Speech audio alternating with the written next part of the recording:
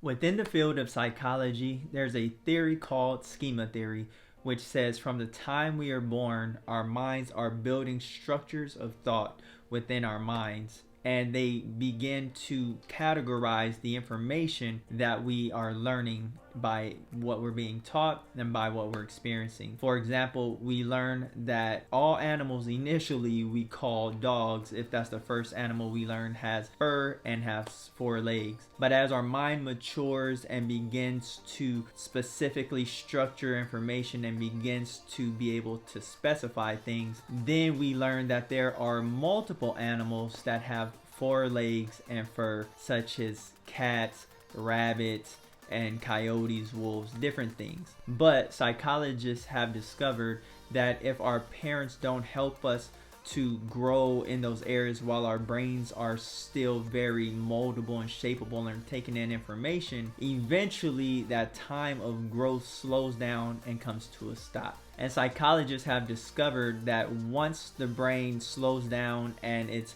shapeability and moldability begins to slow down quite a bit, aside from the information aspect, that it becomes much harder for us to develop those areas later in life. Some actually say that it's almost impossible. But our Creator in Jesus Christ tells those who come to trust and devote themselves to Him that our lives can become transformed by the renewing of our minds. So those areas in which we feel stuck, like we'll never amount to anything, like we can never do any better than where we're at, our Creator says, I can help you to change that. And that is part of the reason why Jesus actually came, is He says that He wanted us to have more of life and to have it abundantly. Not so much the material things, but learning to see life in its fullness, the way God created it to be and the way He is going to renew it at His return. The way we start the process is by being reborn or